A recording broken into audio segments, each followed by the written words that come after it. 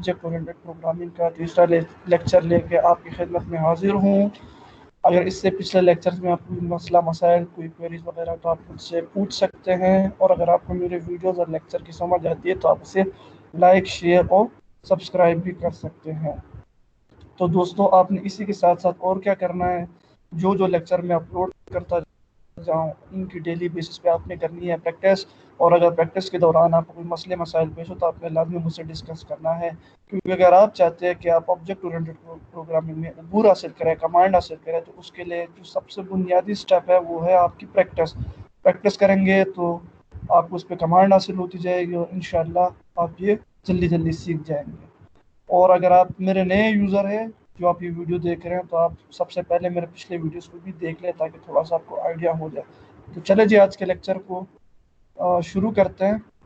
और पिछले दो लेक्चर, आज का जो लेक्चर है वो हमारे पिछले दो लेक्चर का एक मॉडिफाइड फॉर्म है। पिछले दो लेक्चर में हमने क्लासेस के अंदर एक प्रोग्राम कैसे इम्प्लीमेंट करे थे उसके बेसिक्स तरीके सीखे थे। हमने दो तरीके सीखे थे, एक हमने सीखा था कि हम के क्लास की बॉडी के अंदर फंक्शंस को कैसे इम्प्लीमेंट करते हैं और एक प्रोग्राम को कैसे कंप्यूट करते हैं। और दूसरा हमने ये सीखा था कि हम फंक्शंस को क्लासेस के बाहर कैसे डिफाइन करते हैं और एक प्रोग्राम को कैसे इम्प्लीमेंट करते हैं। इसके अलावा हमने कंस्ट्रक्टर के बारे में सीखा था कि कंस्ट्रक्टर क्या होता है, डिफ़ॉल्ट कंस्ट्रक्टर क्या होता है, पैरामीटराइज कंस्ट्रक्टर क्या होता है, डिफ़ॉल्ट पैरामीटराइज कंस्ट्रक्टर क्या होता है, और साथ ही साथ हमने उनके यूजेस सीखे थे। तो आज का जो हमारा लेक्चर है उसके अंदर हम क्या क्या सीखेंगे, चले उसके बारे में आपको बता देता हूँ। पहले मैं लेक्चर नंबर 3 ऑब्जेक्टिव, आज के जो लेक्चर के हमारे दो बुनियादी ऑब्जेक्टिव है जिनको हमने कंप्लीट करना है। पहला ऑब्जेक्टिव हमारे पास है जी, how to solve a problem statement and some steps that are going to help you in solving your problem. कि अगर हमें ऑब्जेक्ट ओरिएंटेड प्रोग्रामिंग के रिलेटेड हमें एक प्रॉब्लम स्टेटमेंट मिलती है तो हम, या किसी भी कोडिंग की हमें एक प्रॉब्लम स्टेटमेंट मिलती है तो हम उसको सॉल्व कैसे करते हैं, उसको टैकल कैसे करते हैं, उसका तरीका क्या होता है, उसके कुछ स्टेप्स हैं जो मैं आपके साथ शेयर करना चाहता हूँ। अगर आप उन स्टेप्स पर अमल करेंगे तो इंशाल्लाह आप अच्छी तरीके से कोडिंग इम्प्लीमेंटेशन कर लेंगे एक प्रॉब्लम स्टेटमेंट की। वो स्टेप्स क्या क्या है? पहला स्टेप हमारे पास है केयरफुली रीड द क्वेश्चन। यानी कि जो प्रॉब्लम स्टेटमेंट आपको मिले आप उसको एक तरीके से आराम से पढ़ लें, सही तरीके से, और समझिए कि उसमें आपसे क्या मांग रहा है। पार्ट बी, इसका क्या दूसरा क्या तरीका है, try to solve the question step by step. यानी क्वेश्चन को आप एक ही साथ शुरू ना कर जाए, आप स्लोली स्टेप बाय स्टेप की कंडीशन को स्टेप बाय स्टेप सॉल्व करते जाए आपको, ताकि आसानी हो। इससे क्या होगा, आपको स्टेप बाय स्टेप जब सॉल्व करेंगे आपको पता चलता जाएगा क्या कहाँ कहाँ पे आपको मिस्टेक करें, कहाँ कहाँ पे आपको क्या क्या चाहिए।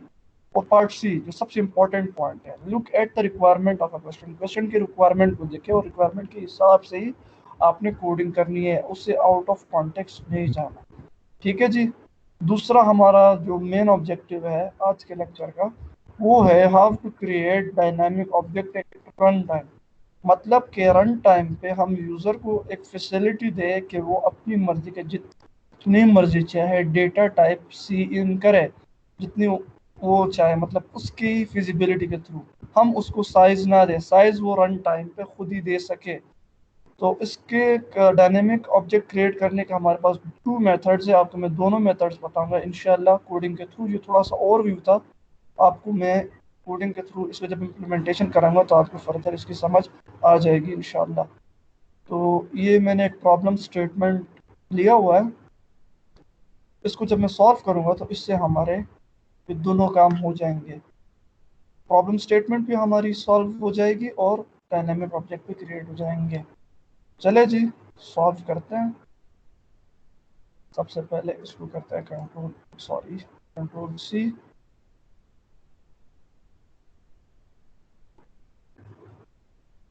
कंपाइलर पे जाते हैं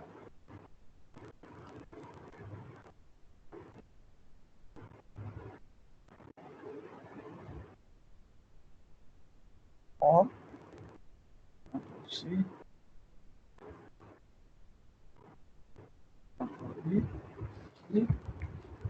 पहले हम हेडर फाइल डाल लेते हैं। इंक्लूड फाइल स्ट्रीम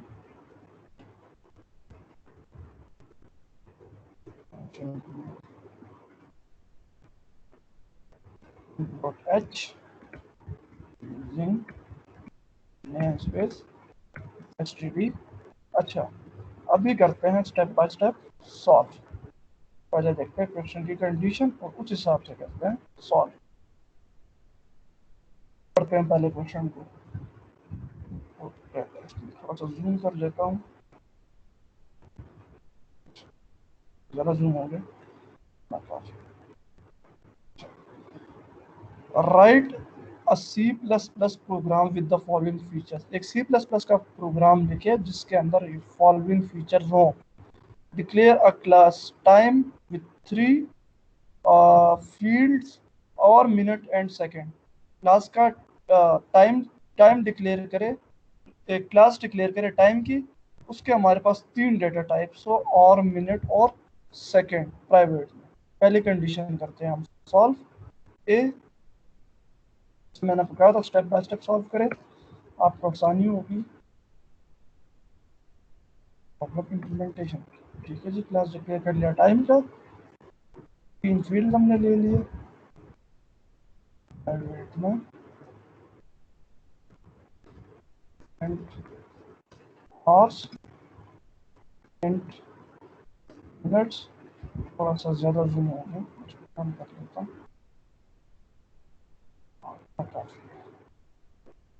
और मिनट एंड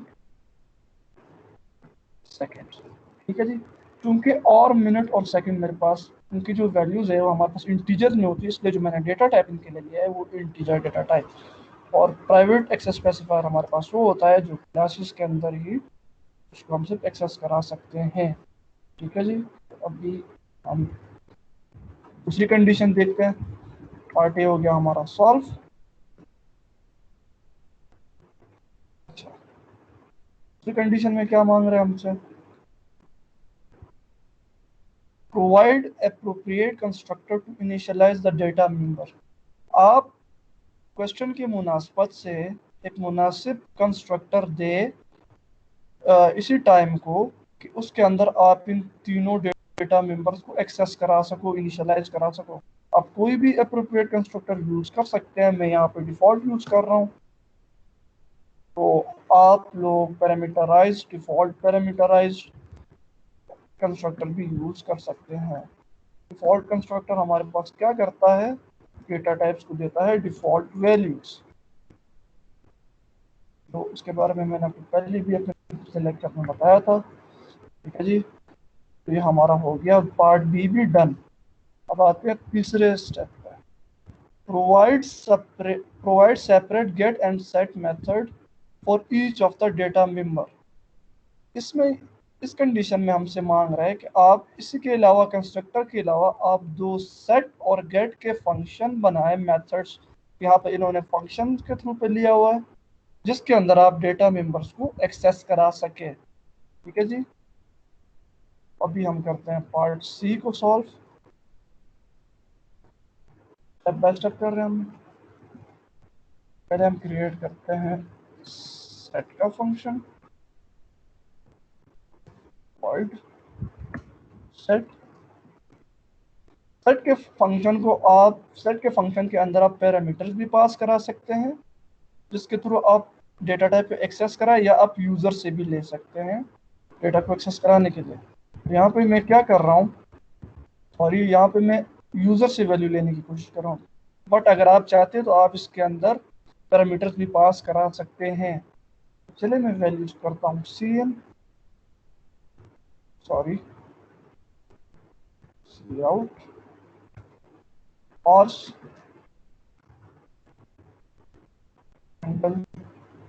हेडलाइन में क्यों यूज करता हूँ आपको मैंने बताया हुआ है। Cout nets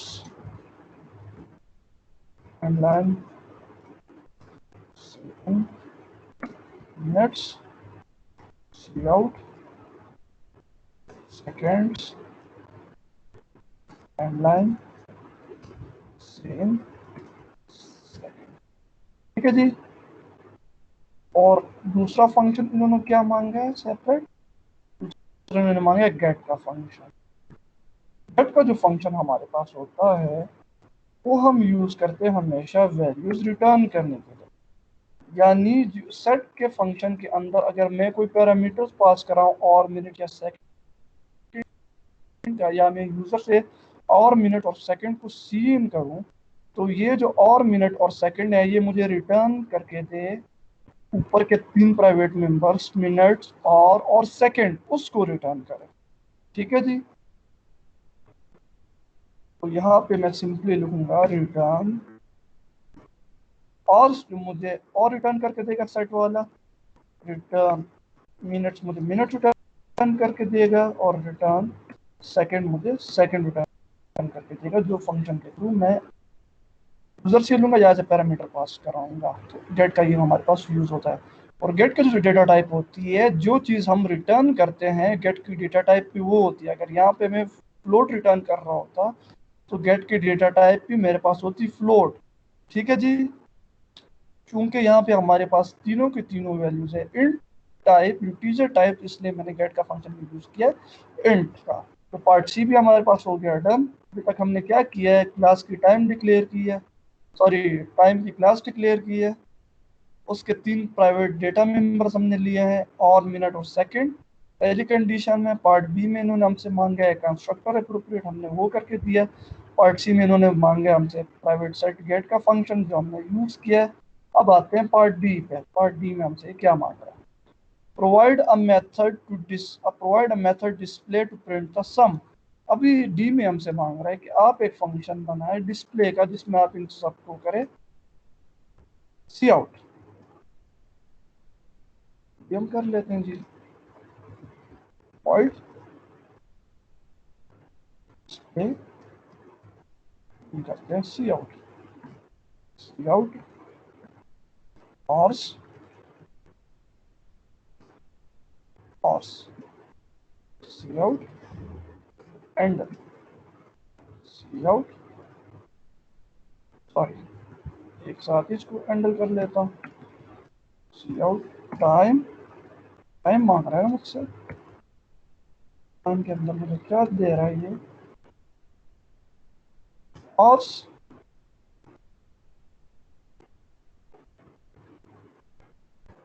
minutes,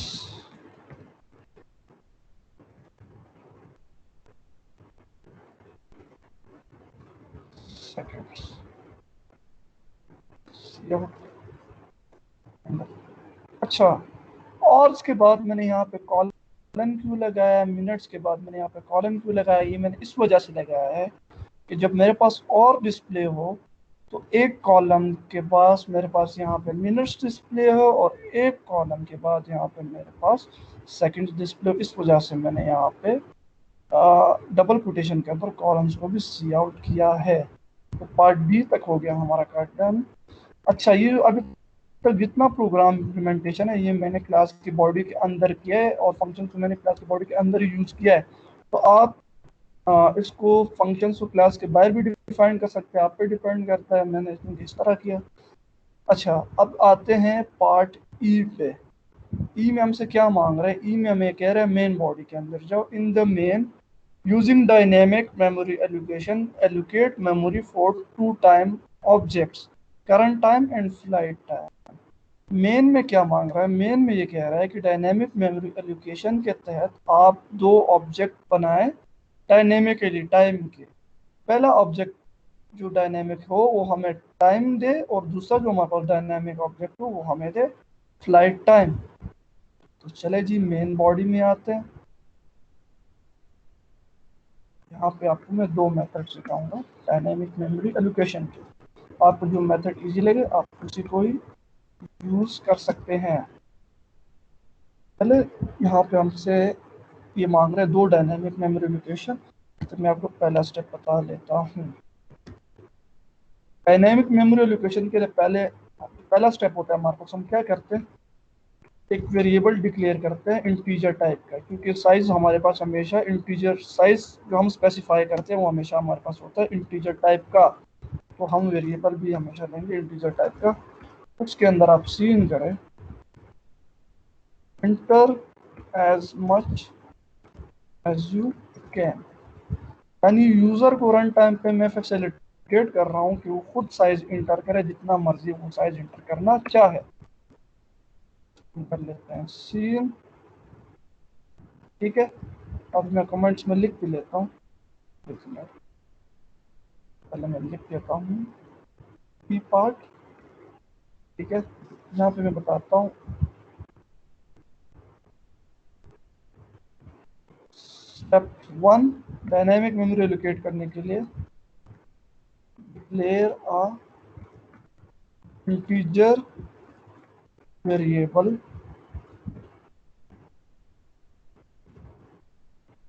for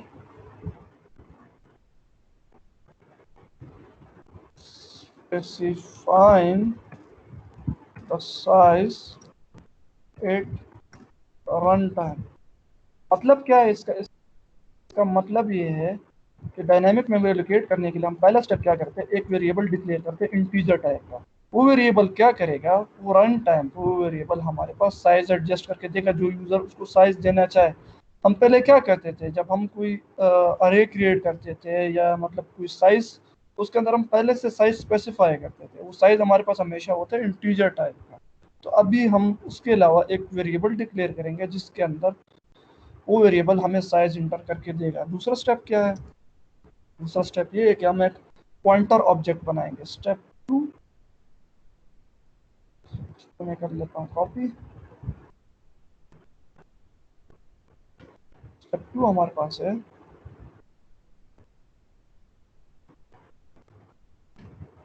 declare a pointer object. Step by step मैं इस वजह से कर रहा हूँ ताकि आपको समझ आ सके। टाइम हमारे पास चूंकि क्लास है, उसका पॉइंटर ऑब्जेक्ट मैं बनाता हूँ ए, जो मुझे दिएगा क्या, current time. Time static object में बनाता हूँ दूसरा बी, जो मुझे क्या देगा, फ्लाइट टाइम। यहाँ तक हमारा, सॉरी इसका मैं नाम चेंज कर लेता हूँ, एक्स कर लेता हूँ, ऊपर मैंने वेरिएबल को दो ही नाम रखा था और दूसरा कर लेता हूँ। अच्छा, यहाँ तक तो आधा काम हो गया। स्टेप 3 हमारे पास क्या है, स्टेप 3 हमारे पास ये है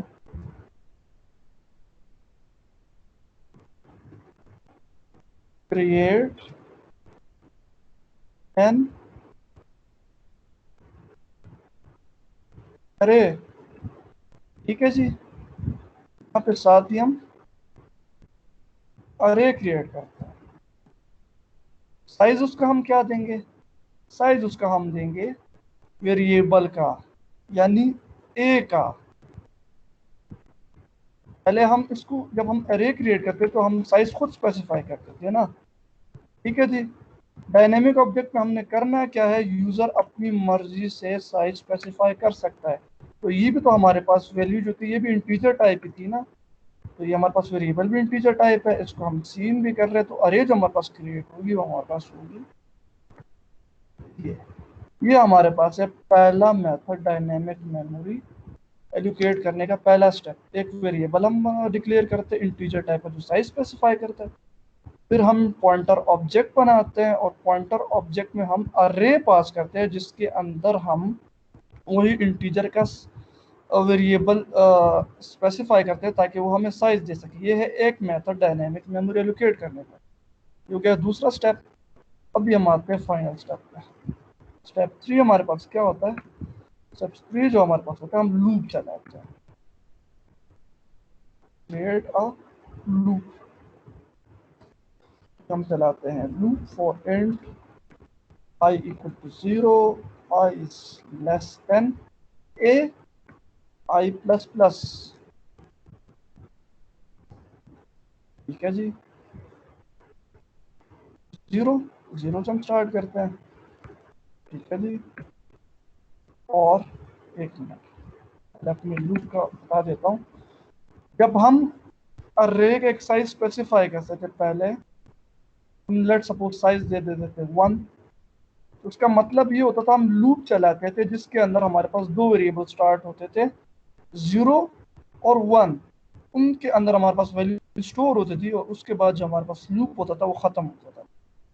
अच्छा, यहाँ पे इसको मैंने इस वजह से लिखा है ताकि जब यूजर अपनी मर्जी का size, let suppose user size inter करता है 1, तो यहाँ पे चले मैं सपोज कर रहा हूँ यहाँ पे एक की वैल्यू होगी 1, तो हमारा जो लूप चलेगा वो 1 तक चलेगा, उसके अंदर हमारे पास दो वैल्यू स्टोर होगी, एक 0 एलिमेंट पे, एक 1 एलिमेंट।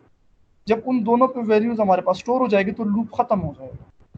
तो यहाँ पे मैं कर देता हूँ ए।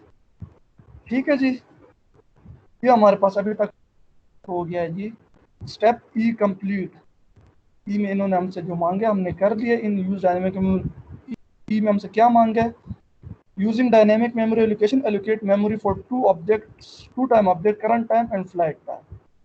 टू टाइम ऑब्जेक्ट्स हमने डायनेमिकली एलोकेट कर ली है करंट टाइम और फ्लाइट टाइम से, स्टेरिक एक्स और स्टेरिक वाई के से। ठीक है जी। अभी एफ पे हमसे क्या मांग रहा है? From main call the function get or for both the time objects and provide the estimated number of or in the departure of your flights। Main के अंदर हमने कॉल करनी है फंक्शंस को, गेट आवर्स के फंक्शंस को, और जो हमारे पास फंक्शंस है उनको कॉल करनी है और कैलकुलेट करना है हमने टाइम। यहाँ पे उन्होंने कहा है no need to take into accounts minutes और सेकंड्स की, इतनी आपने चेक्स लगाने की जरूरत नहीं है डिटेल वे में इतनी। चले अभी हम करते हैं कॉल। कॉल करने का तरीका क्या होता है? जो अरे हमने लिया हुआ है, जो हमने नाम रखा हुआ है वही नाम, स्टार्टिंग पॉइंट हमारा है 0, 0 से शुरू करते हैं। ठीक है जी।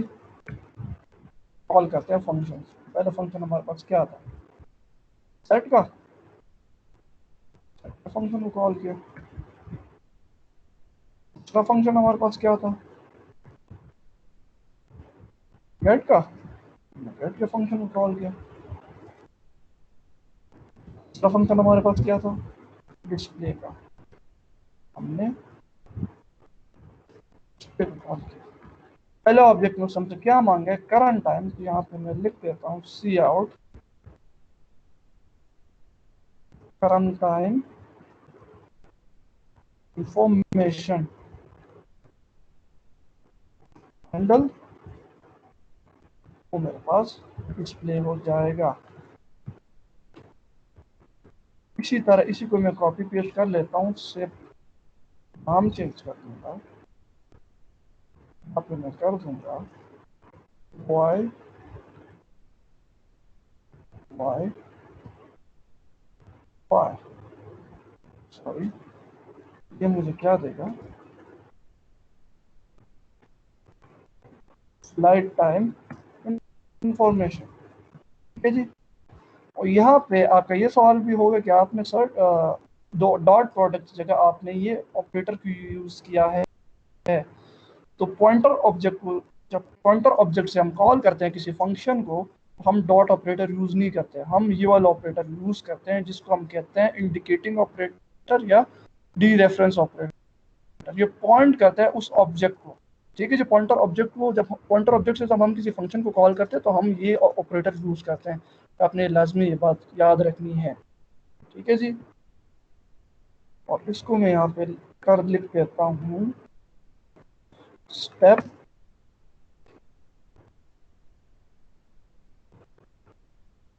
एफ। अभी हमारे सारे स्टेप्स हो गए हैं कंप्लीट। अभी हम करते क्या है? अभी हम प्रोग्राम को रन करने की कोशिश करते हैं। रन हो भी रहा है कि नहीं हो रहा जितने तक हमने काम किया? मिस्टेक आई है, मिस्टेक देखते हैं। अच्छा, हमने एक काम किया है शुरू में, मुझे यहाँ पे सिर्फ एक मिस्टेक हुई है। यहाँ पे हमने पब्लिक स्पेसिफायर का यूज नहीं किया था, जो मैं करना भूल गया था। Step by step program implement करने का फायदा ये होता है कि आप फौरन से अपनी एरर को डिबग कर लेते हैं।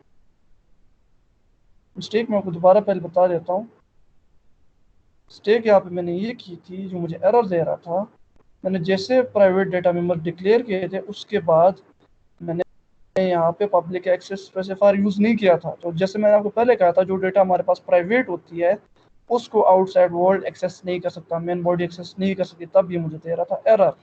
बट यहाँ पे चूंकि मैंने पब्लिक का साइन लगाया है तो इसका ये मतलब है कि ये फंक्शन हमारे पास कहीं भी एक्सेस कर सके, तो प्रोग्राम हमारा चल पड़ा है। चले जी अब प्रोग्राम को इम्प्लीमेंट करके देख लेते हैं।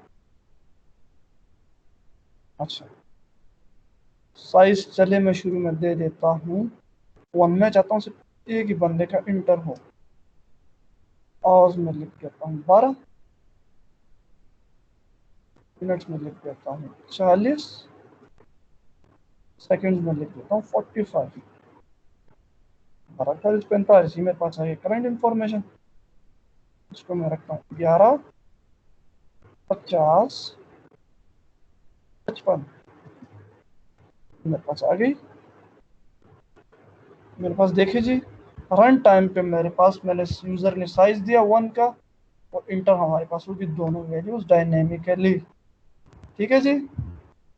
अब चेक करते हैं जी, ये हमारा हो गया पहला स्टेप। हमने प्रोग्राम को कंप्लीट भी किया स्टेप बाय स्टेप। स्टेप ए में हमने देखिए कैसे सॉल्व किया, स्टेप बी, स्टेप सी, स्टेप बी, स्टेप ई और स्टेप एफ।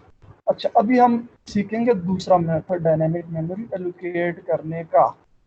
टाइम कितना हो गया जी? टाइम हमारा हो गया काफ़ी, बट चूंकि ये चीज़ इंपॉर्टेंट था थोड़ा सा इसमें मैंने टाइम कंज्यूम किया।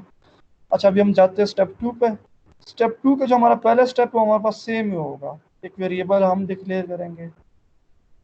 तो स्टेप टू हमारा होगा सिर्फ वही डिफरेंट होगा, बाकी सारा का सारा काम होगा हमारा सेम। हम एक वेरिएबल डिक्लेयर करेंगे, हम एक पॉइंटर ऑब्जेक्ट डिक्लेयर करेंगे, उसी वेरिएबल तक हम लूप चलाएंगे। बट यहाँ पे हम एक काम क्या करेंगे, और वो काम बताता हूँ मैं आपको। उसका जो स्टेप टू होगा उसमें हम करेंगे इनिशियलाइज पॉइंटर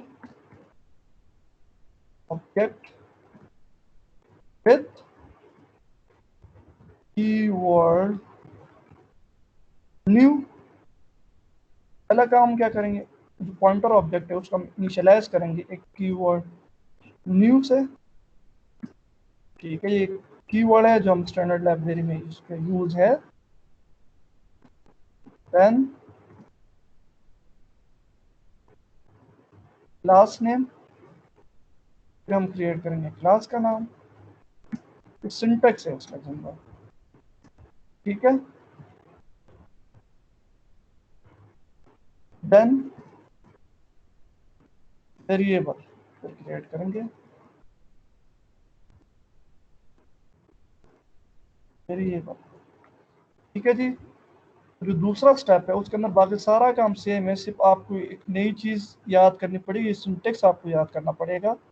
पॉइंटर ऑब्जेक्ट को इसके अंदर जो दूसरा मेथड है, जब हम पॉइंटर ऑब्जेक्ट क्रिएट करते हैं उसको हम इनिशियलाइज करते हैं एक कीवर्ड न्यू से। उसके बाद हम एक क्लास का नाम लिखते हैं, और क्लास के नाम के अंदर जो वेरिएबल हमने स्पेसिफाई किया है उसी वेरिएबल को हम करते हैं डिक्लेयर। तो ये हमारे पास दूसरा मेथड, उसकी हम इसी तरीके से लूप चलाते हैं। और यहाँ पे सिर्फ हम एक काम करेंगे, एक काम हम ये करेंगे कि हम अरे का साइज यहाँ से कर देंगे, हटा देंगे बस। आपको इन दोनों में से जो मेथड इजी लगे आप वो अप्लाई कर सकते हैं। चले जी प्रोग्राम करते हैं इम्प्लीमेंट, देखते हैं कि चलता है कि नहीं चलता। चल पड़ा है जी। चले इसके अंदर हम साइज दे देते हैं 2 का, और में करता हूँ 12, मिनट्स में करता हूँ 40, सेकेंड्स में करता हूँ 50। ठीक है, फ्लाइट इंफॉर्मेशन। और में करता हूँ 11, मिनट्स में करता हूँ 19, सेकेंड में करता हूँ 30। एक मरतबा मेरा लूप चला, क्योंकि मैंने साइज 2 के दिए तो भी दोबारा मुझे दूसरी मरतबा साइज मांग रहा है। करंट टाइम को फ्लाइट टाइम को 30 सेकेंड हो गया 30, 12 40 56। तो ये हो गया हमारा दूसरा तरीका। अच्छा दोस्तों, यहाँ तक तो हम सीख गए तरीका, बट मेरे जहन में एक सवाल है, उम्मीद करता हूँ आपके जहन में भी आया होगा, कि यहाँ पे अगर मैं आवर्स को डिफॉल्ट वैल्यू दूँ वो कंपाइलर तो उसको भी चलाएगा। मीन्स अगर यहाँ पे मैं लिखूँ 126, मिनट्स में मैं लिखूँ 450, सेकंड में मैं लिखूँ 510, तो कंपाइलर पर भी चलेगा। बट ऐसे हमारे पास ये जो हमारे पास हम सीएन करेंगे तो हमारे पास इनवैलिड वैल्यू है, तो इनको हम कैसे टैकल करेंगे। उनको टैकल करने के लिए हम लगा लेते हैं छोटा सा चेक।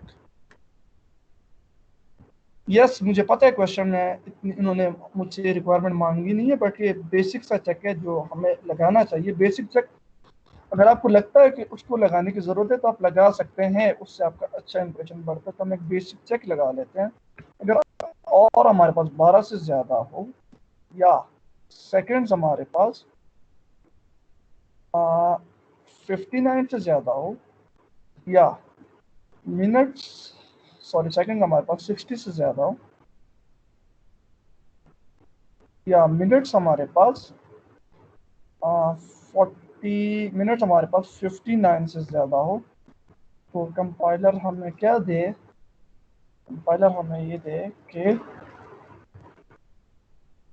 एरर एरर एरर है जी, आपकी गलत वैल्यू, इनवैलिड वैल्यू एंटर की, इनवैलिड एंट्री। और अगर हम चाहे कि हम यूज़र को मौका दें तो चले जी आप दोबारा भी सी इन कर सकते हो जब आप गलती करो, तो उसके लिए हम यूज़ करते हैं गो टू जंप का लेबल। यहाँ पे हम जंप का वेरिएबल डिक्लेयर, उसका हमारे पास तरीका क्या होता है, सिंटेक्स क्या होता है, गो टू का कीवर्ड वेरिएबल डिक्लेयर करते हैं यहाँ पे, उस वेरिएबल को फिर हम जहाँ पे यूज़ करते हैं कॉलन से। जब हमारे पास गो टू जंप पे वेरिएबल यहाँ पे हमारे पास डिक्लेयर होगा, अगर इफ की कंडीशन चलेगी तो ऊपर चला जाएगा और जितनी मर्जी हम गलती करेंगे उतनी मर्जी ये सीन करता जाएगा। गो टू जंप हमने C++ में भी सीखा हुआ है, उम्मीद करता हूँ आपको इसके बारे में पता होगा। आप गो टू जंप के अलावा यहाँ पे कोई वेरिएबल भी कर सकते हैं डिक्लेयर।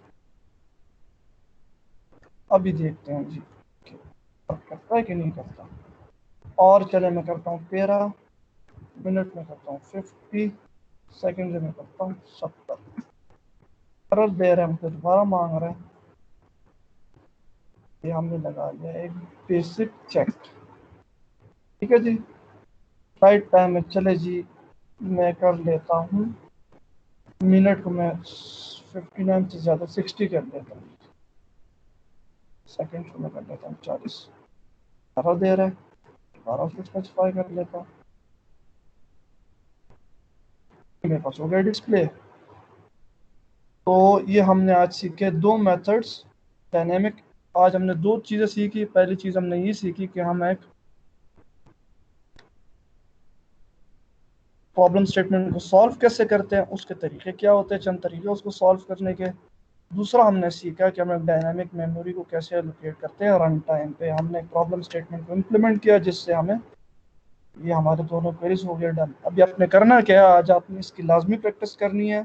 और अगर आपको कोई मसला मसाइल हो, मतलब आपको समझ नहीं आ रही हो, आप किसी चीज़ की समझ नहीं आई, तो आपने मुझे बताना है कमेंट सेक्शन में। अगर आपको मेरी वीडियो भी समझ आई है तो आपने मेरे चैनल को सब्सक्राइब और शेयर भी करना है। चले जी, तब तक के लिए नेक्स्ट लेक्चर से पहले आपने लाजमी इन चीज़ों की प्रैक्टिस करनी है और मुझे अभी इजाज़त है। ओके जी, अल्लाह हाफिज़, टेक केयर, अपना ख्याल रखें।